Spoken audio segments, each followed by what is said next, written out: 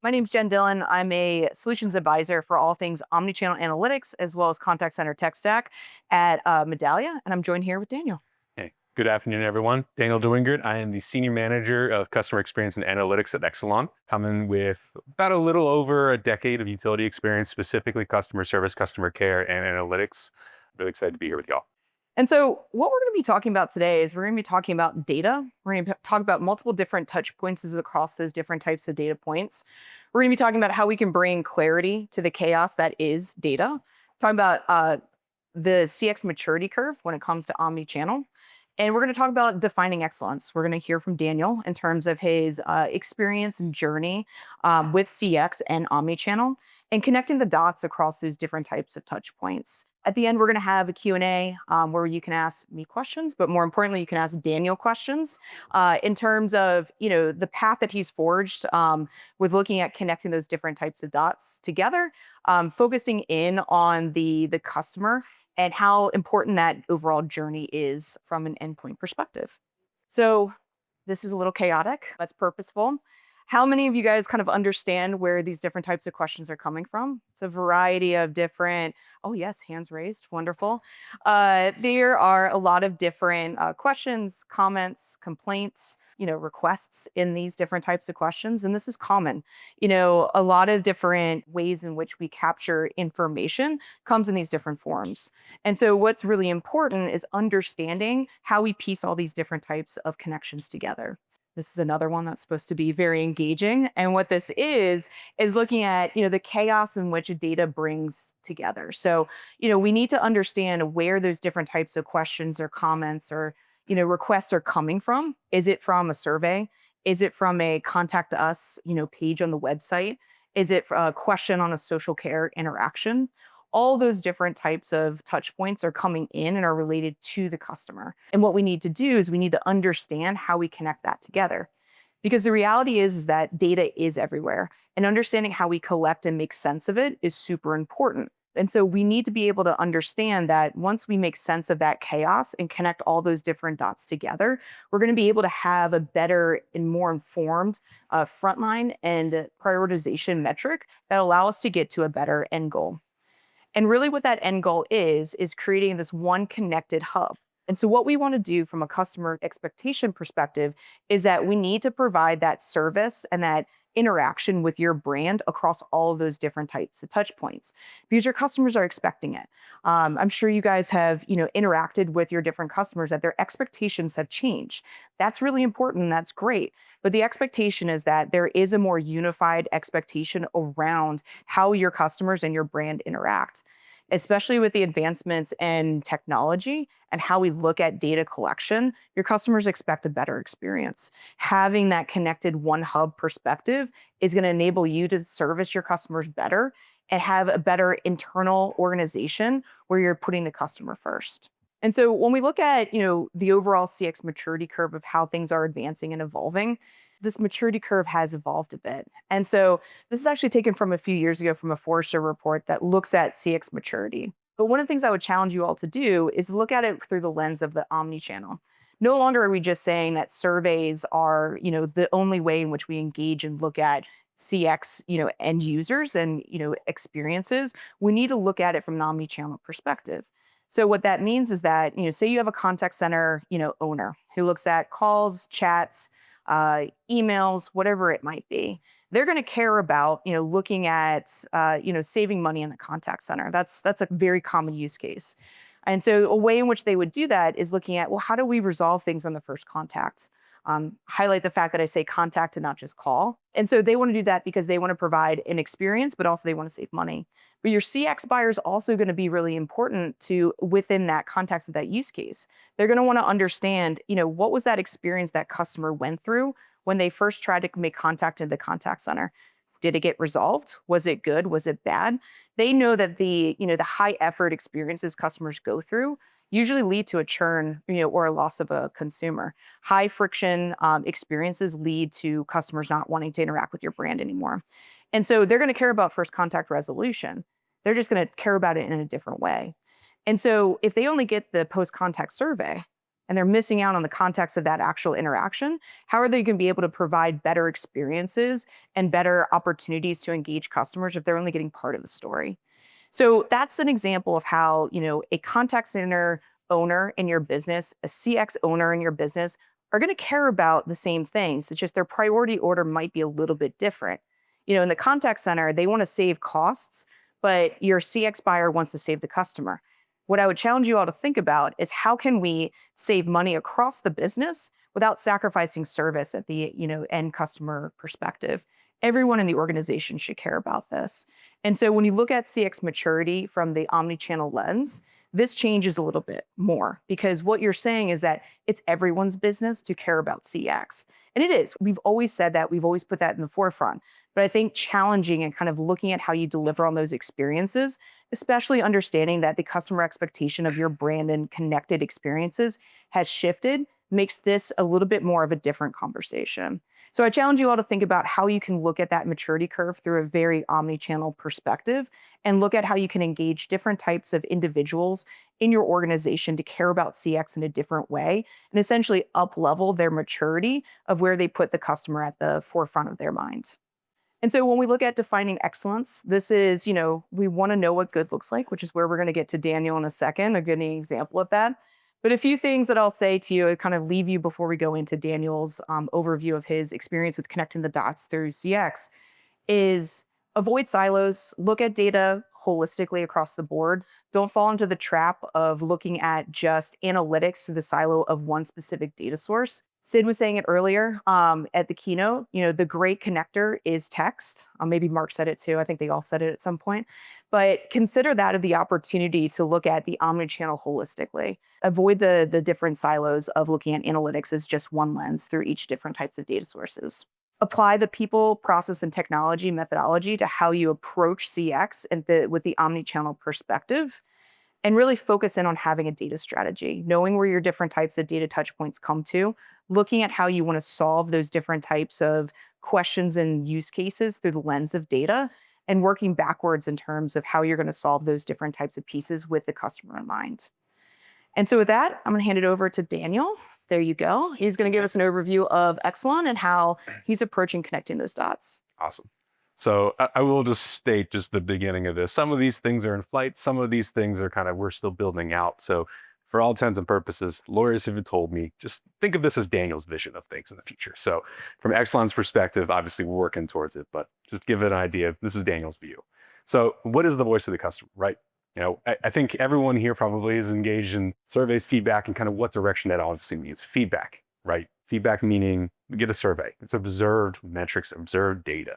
You also probably think we got escalation data, or we've got contact data. We've got things that move and something the customer has said. Social media, anything that we can really get from a customer's perspective, voicing concern, opinion, preference, but voicing that preference.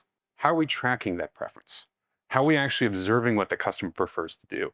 Recent studies show, I'll say from a utility perspective, but also from others as well, customers still prefer 50% of the time, they're going to call in. You can have the best CX experience online, no matter what. Those customers in particular, they want to call. How do you address those customers? How do you really deal with what you're getting from that feedback from the customers to invest, make those experiences still better, improve, and also reduce that need for direct contact as best possible? Also think about from the preferences of how they want to be contacted. They may want to contact you by phone, but they want an SMS text, or they don't really want to be contacted at all, or they really don't want to get bothered by marketing, but you still need to get a hold of them somehow. What are those preferences that they're displaying that maybe don't show in that survey or the post-contact or the other kind of communication that it's showing? What are they experiencing? How does that actually experience show when they're calling in? Do these customers frequently engage in particular topics? That customer type, that segmentation that really leads to what we're looking to drive towards to enhance the overall experience. How are they actually interacting with us? What is happening when they interact with us? Is that customer always only really calling when they need to move service? Are they only really interacting with us when they have a bill issue or a concern? Is there something we can do to really approach that and segment each of these different approaches to really understand how we should be improving that overall experience, streamline focuses, and affect that overall customer journey? Probably already saw a little bit of this, right? We talk about kind of what the vision of overall VOC and omnichannel looks like. Got care center information, digital information, additional transaction information. You've got information coming from field interactions. You've got information coming from social interactions, like I mentioned before. You've got specialty interactions, new and upcoming information around, especially in the utility space. Let's talk about battery storage. Talk about involvement of solar and how that's going to integrate with the systems and how we survey those customers, understand what those barriers of entry, LMI customers, limited income customers who we need to approach a different way as well. CNI customers, customers who are in a different space altogether from a small business to those larger customers who have full departments who actually engage us. Looking at, as I mentioned before, those experiences, looking at the metrics we have pulling back, going a little bit beyond, talking about speech analytics and how we really integrate all of that information beyond just informing what the journey is, but also let's talk about coaching and training and how we can think about how to inform that overall conversation too. And as I mentioned before, involving that customer data, segment a little bit differently, and think about how we can overall impact that customer journey. So what does it mean, right? More real-time identification of pain points. We're getting this information not just post the conversation. We're anticipating what the customer is needing based on what those customers have done, but also similar customers, right? We're talking about post-contact. As anyone who's been in the survey field knows, you got thousands of customers speaking for millions. And you have this opportunity to really understand and identify what they're going through at any given time faster in a way that really looks at streamlining the whole interaction. What does streamlining mean, right? Streamlining is better for the customer, but it's also better for the company, right? Too, we talked about before, that mitigates cost. Also, no one gets up at the beginning of the day, goes to work and says, you know what, I want my job to be longer today. This just doesn't happen. So ultimately, you're looking to improve that experience, both from a CX perspective and an EX perspective. And when you're pulling this data in, you're going to be doing that. You're ultimately going to be involving better change management. And we think about brand trust too. Brand trust ultimately pulls in what a customer comfortably feels interacting with you. Loyalty. When you think about from a utility perspective, we're talking from interacting with constituencies and regulators and how we interact and make that whole experience better so that the ratepayers feel better experiences and that their bills can be mitigated as much as possible. But there's also things we talked about, mentioned before, interacting in the liaison space, in the DER world, in solar interaction, battery power. That's really a new interaction. This is applicable to multiple different arenas. But thinking from that perspective, how we overall make that journey better and trust us to interact with us in this world that they don't necessarily really have to do today. It's all brand new. Customer centricity.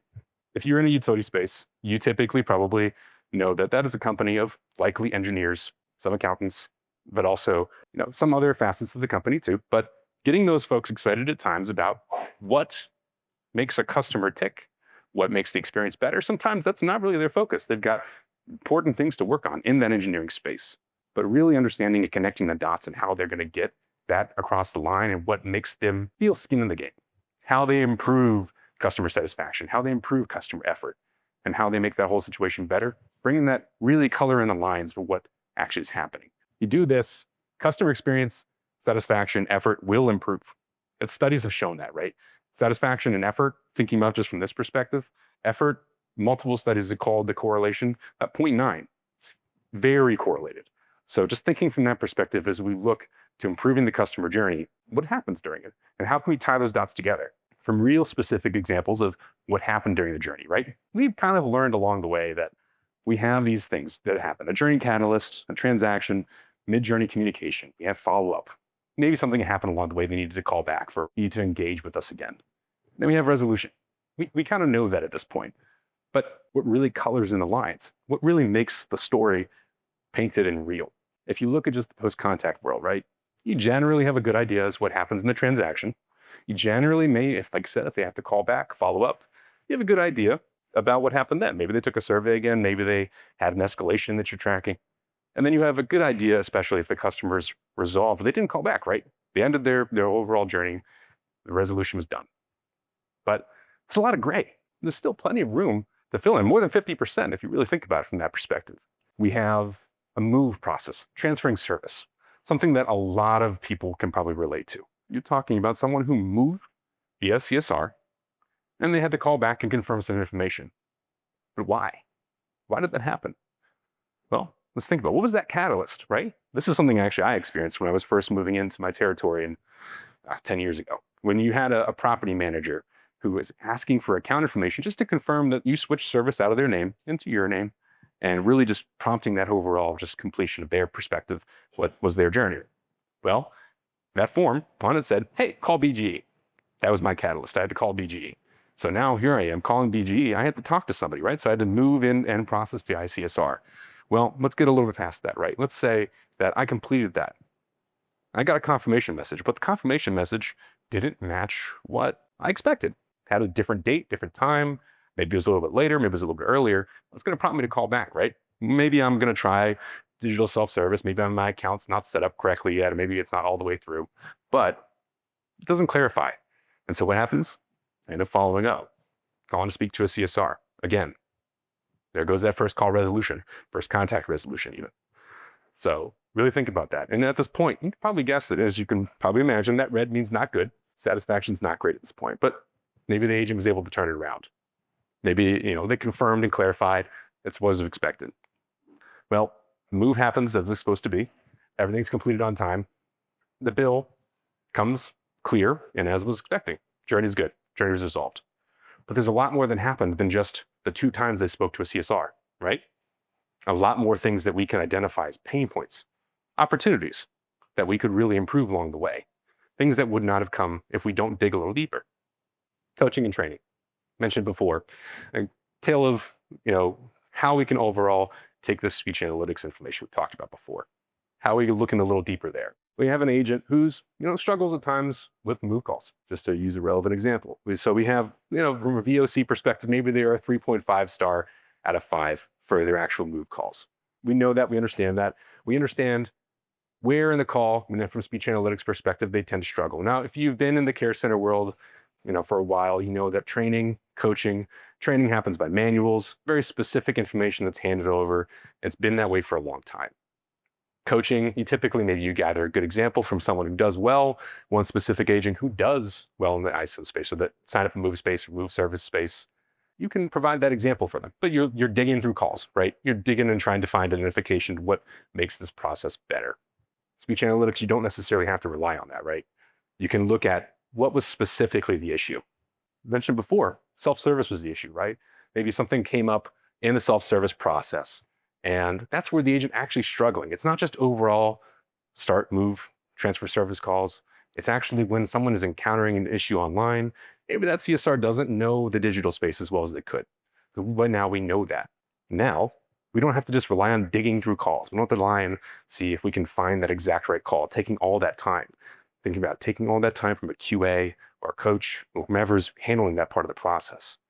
You can say, hey, I need to find someone who's actually dealing with self-service interaction and who's good at it, and looking at examples of that exact moment where things went bad, where we can make that overall situation turn green, and overall train on that interaction, train specifically and coach that specific rep and get a little more granular, and overall improve the success of that agent. And thinking about, again, that improves FCR, that improves customer satisfaction. That's going to improve the employee experience too, because they feel confident and comfortable. And you're not relying on someone in a QA space, spending a lot of time and money digging through those interactions, trying to find the perfect one to explain. Now think about that from a self-service also too, when we think about the life cycle of self-service. And so typical, you're going to build, you're going to analyze what was happening, and you're going to work to improve. This can come from operational data, this can come from post-contact data, this can come from a variety of different sources, but let's think about this as a most recent example. What can come from this, where we can identify, okay, well, this person is struggling with self-service issues when they're coming in for a move process. What's the issue that's driving that move process to come in? Really integrating that same feedback into the overall conversation, really digging into that data to say, okay, well, let's build this into the overall process. Speech analytics data driving additional self-service venues. Well, let's take a step aside from the move processes, billing exceptions, billing issues. Say we pull that information, really identifying opportunities where we don't have a whole lot of built, maybe self-service, because billing is a complicated topic, oftentimes needs someone to call in. Maybe we can find opportunities where customers are looking for specific information, frequent repeated information, that will help explain their bills and provide that communication, self-service online, and those My Account pages many of us have, and identify what we can do to improve that overall experience interaction before it really comes to it. Building over, more self-service process, building that up to experience a better overall journey for the customer. That's really going to be that near-term look at it, right? What does it look like long-term? We have self-service and we're looking to integrate. I mentioned though just now, how do we improve the communication with that? How do we look at communication as a way to enhance that customer experience, taking what the customer is telling us, what the customer is experiencing, and in a few years start to really think about as we get into AI space that's a little bit further and a little bit more mature to say, well, let's get in front of this customer before they really think to interact with us. Thinking back to the very beginning of this conversation, 50% of customers call no matter what, whatever they need. That's what their channel preference is. Like I said before, no matter what you do, no matter how well you improve the self-service journey, they're going to call because that's their preference. But this is the way to reduce that interaction, the way to mitigate that transaction, to communicate ahead of time, really to prevent that interaction from needing to take place in the begin with. What does that next step look like from there, farther in the future? Self-service to auto-service. When you think about how we can improve that overall view of the customer's experience, we go from self-service to auto-service, and we really look to explain or do things for the customer ahead of time. Segment those journeys out, really get defined, really get granular, really explain things or do things before the customer needs to do something about it. An estimated bill, something that comes up frequently, I'm sure, in any billing space where there's a problem that comes up. You need to identify, you need to fix it, you need to really get that in front of people. You get that in front of people before the customer is going to call. And ultimately, you do that obviously as soon as you possibly can.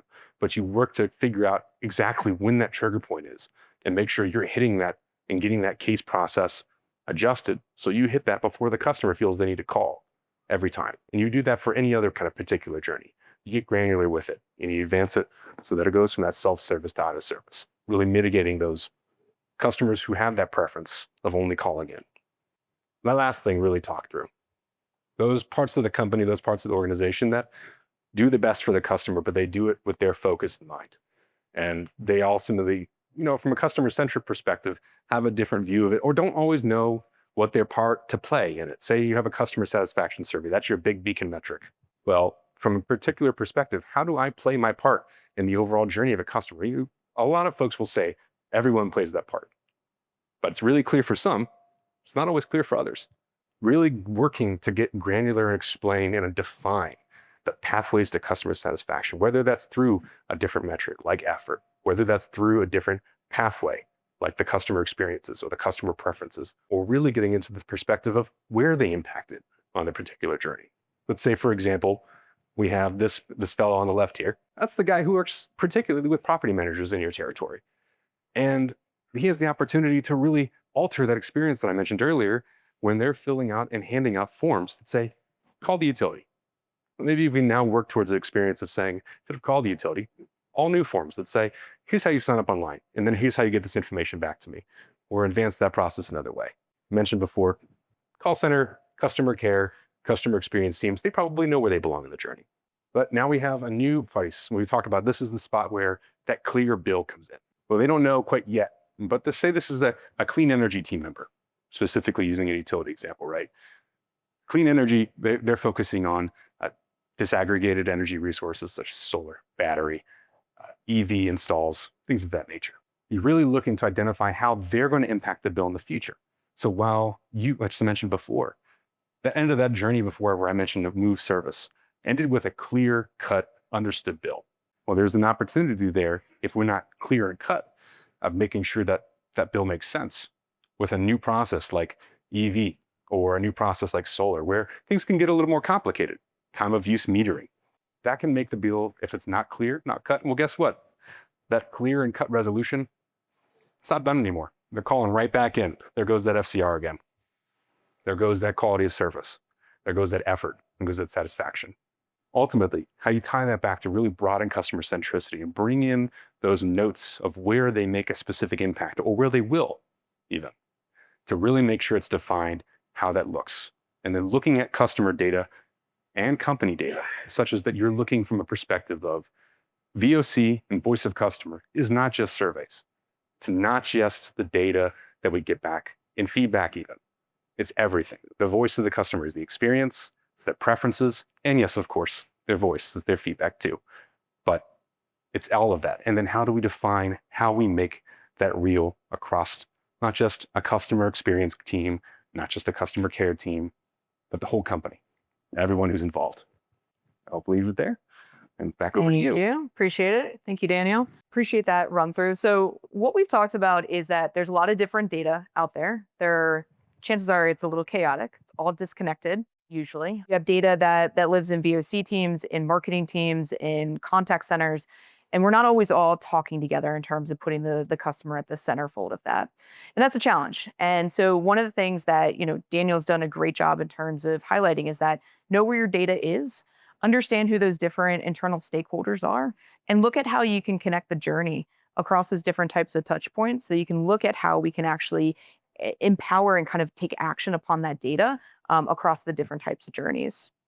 And so what we want to do is we want to capture the full customer experience. You're going to have these different types of departments where data is going to live in. Think about data strategy. Think about who owns that data internally.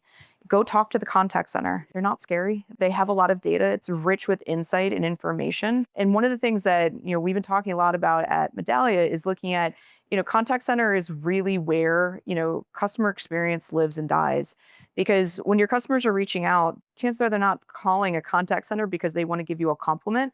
Chances are there's an issue, there's a question, or there's something very much amiss. And so when your agents and individuals are interacting with that customer, that's the prime opportunity for CX to occur. It's a prime opportunity for agents to interact in a way, represent the brand.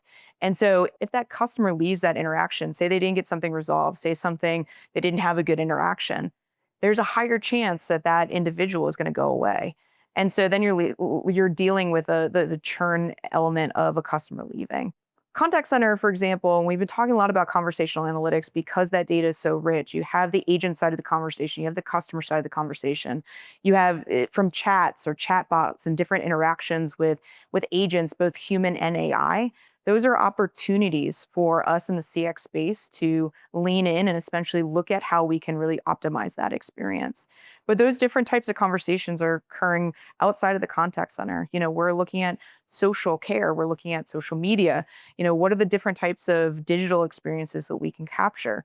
And then piecing it all together, how do we look at different transactional and operational data?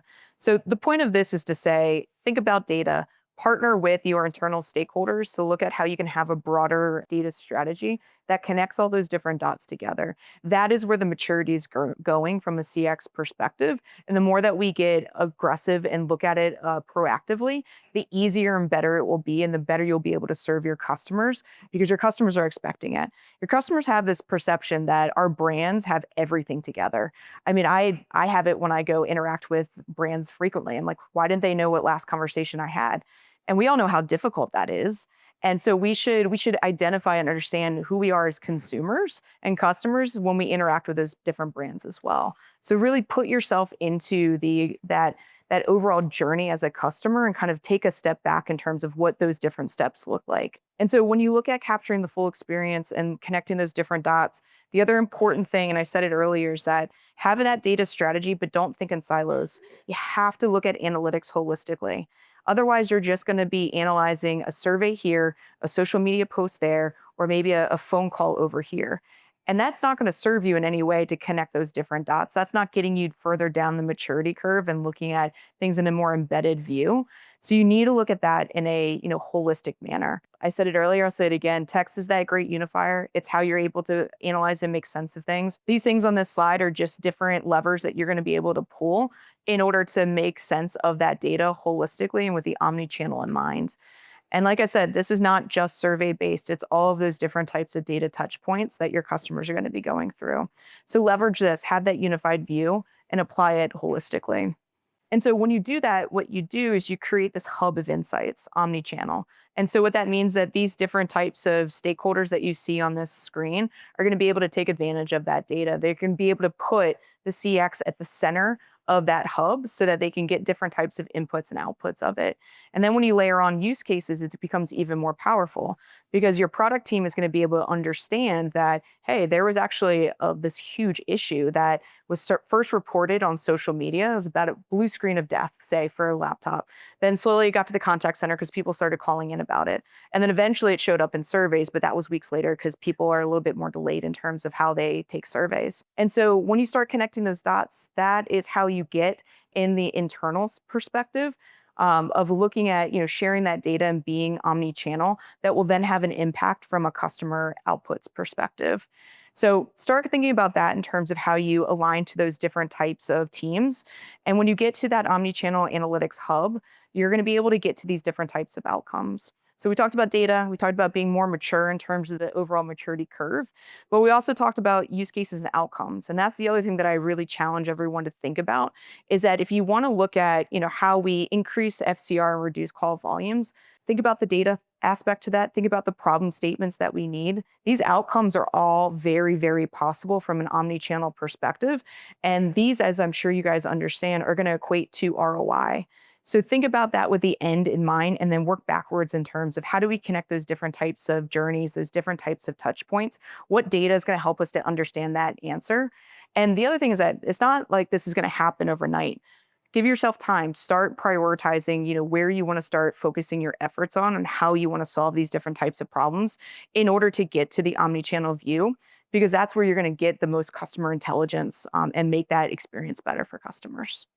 So with that, we're going to move into a QA. We've got about 10 minutes here. Do you guys have any questions for me, for Daniel, about, looking at omnichannel analytics, what those use cases and data outcomes are? So I have a question on all of the touch points that you're bringing in. I think that's great. And at our company, we're trying to bring in kind of the omni-channel interaction data to go along with our voice transcription data and look at those different touch points. And we're just starting to bring in our operational data as well, so we can see where staffing, service intervals, et cetera, are having an implication. I'm curious, what type of governance have you set up with cross-functional stakeholders when those touch points fall into their scope? So if it's an onboarding issue that the customers are experiencing, how do you close the loop in those other departments as well? Daniel? Yeah. Mhm. I mean, it's a great point. And a lot of that has to do with actually, when you talk about governance and setting that up, it's knowing where they fall in the skin of the game of that particular issue. And a lot of times, especially when you're thinking about that particular point of view, especially when you're talking about onboarding, that piece, they a lot of times they exist within the teams, so it becomes a little bit easier to have that governance set up. But at the same time, think about beyond just the care center side, right? If you're thinking about into the digital side, the e-channels teams or the digital teams, or even beyond those teams, right? It's not just the customer experience, customer operations teams that we focus on. That governance comes with a council, right? Before, who sits within that council really defines where they sit in that journey, and at the same time, the understanding is they're gonna manage their day to day, right? That really the understanding there, how they fall within the interval. Same goes back when you're a resource management team owner or manager, what have you. I was that resource management team manager for BGE back in the day. You're looking at that training and cadence. All this does is really enhance that. Now, ultimately, you are going to feel that skin in the game with that governance and understanding that this is your responsibility. That doesn't shy away from your day job.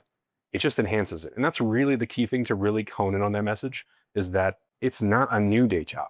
It's just a way to improve the day job you have currently, such that it is still focused on the customer and that overall kind of view. One more to add to that in a very Medallia response, give them access to the data. Like get them a login, a user role, make them a part of the experience. I mean, that is the beauty of like looking at organizational like hierarchies and automation, is that you're able to service up those different types of insights and outputs from data that they're going to be relevant to their role in the organization. So by giving them a piece of the pie, as you say, you're able to then make them more accountable and be a part of the conversation. We're not saying just go out and take the data. We're saying bring them along the journey, get them bought in, have them put the customer at that center point. And one of the ways that they can do that is go look at that data within Medallia, look at a report, close the loop, whatever it might be. Well said. Hey, thank you. So I know that, like those are a lot of stakeholders, there's a lot of teams. This is obviously like a different way than like how folks traditionally do things. I'm presuming there was a lot of like executive engagement, or there's a level of executive buy-in. I'm curious if you walk us through like how we were able to unlock that, because I do see that as like a potential challenge for folks. It's absolutely the case. You need to have that buy-in across the board, and that starts at times with the executive team, because that's real helpful to have that top-down push and understanding. But at the same time, that willingness to engage and then bring the teams along, the idea that they have the full understanding and they have access to that data, and then there's responsibility from their teams to continuously inform them and provide that data. So you get that buy-in, obviously, yes, but it's also just the onus, like I said before, that skin in the game, that they have a true understanding of where that leads. And then, as well put, you need to make sure that they have access and real understanding of what that means and how that feeds in. So it's an ongoing conversation too. Buy-in never ends. The buy-in can slip. You can have great buy-in in the beginning. 4 months down the line, people get busy. The day job gets real. So it's about continuously getting that buy-in and continuously telling that story. I'd also say too, to connect to what they care about most. We've been using a lot with contact center, and they traditionally want to reduce costs because contact centers are really expensive to operate. And so if you tell what that cost saving story can be with a CX layer in it, that helps to make the case that much more. Look at the ROI impact of saving a customer, reducing risk, making money even. That's going to help connect the dots in terms of getting buy-in for those different stakeholders. And then it becomes everyone's mission. That's putting the CX in the center of everything. And that's where you're getting higher on the maturity curve. It's not going to be easy, to Daniel's point. It's going to be something that's going to be a constant conversation. But ultimately, I would challenge, any internal stakeholder that says, well, that doesn't matter to me, because that's not the right answer. And I think that we all know that that's not the right answer. And so the more that we engage and talk to, what they care about and what essentially their bottom line is how you're going to get more internal stakeholder engagement. And ultimately, like, the other piece that we've been talking about is, modernizing CX. Like, CX with surveys right now, they're not enough. That's something we've been talking a lot about in the course of these different sessions, and that's fine. There's a place for them, but getting more data from a CX practitioner perspective is where you're going to be able to grow your practice and actually make more impact. And so the conversation needs to happen. We need to make more people bought into the CX journey and engage them in a way that they're going to care about and want to take action on.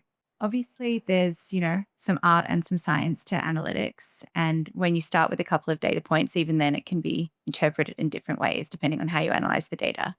And then you move up maturity and you end up with omnichannel data. How do you ensure that there's strong governance across the analysis so that it's not being analyzed and then interpreted in, whatever way it suits for the person who's working on it, whilst still democratizing and encouraging use of that data? It's an excellent question, because it's only going to get harder as this goes on, right? Because we want to involve the various teams into the conversation, and some of those are going to have different perspectives. Happens today just with general feedback as it is. This goes back to really the overall engagement conversation that needs to come through, and there, with that conversation, there's a handshake, right? We agree that these are meeting these particular pathways, and it is about. I think many of us have metric review sessions or KPI books or anything of that nature that can really speak to kind of how analysis works. A generally understood analysis and really keeping the story straight is going to be, again, you have to have that handshake, that understanding that it's going to be this particular data is not saying, statistics means this and this today. It is generally these metrics mean this particular direction. Customer satisfaction and effort, the definitions haven't changed, but I have seen, to that point, people use them in a variety of different ways, and they don't always mean what they are intended to mean. So it's really about that engagement at the base level of saying, this is the metrics we're approaching with, or this is the data we're approaching with. And when we look at this data, this is what it means. And some of that's going to have to come from a guiding hand of governance to say, again, I go back to, I really like the idea of a CX or omnichannel council, and having that understanding that as data is being analyzed, aggregated, shared, that there is still some control, some thought process as you democratize it, some understanding that this is still the source of truth and this is what this data means, and that it still needs to be fed through kind of a centralizing view, even if you have full different data points. Customer insights is just going to have a broader view and broader responsibility. All right. Well, thank you guys very much. I appreciate it. If you guys can leave us feedback, we'd love to hear any thoughts or questions. And if you guys like to come to the booth or come find Daniel, we'll be around. So thank you so much.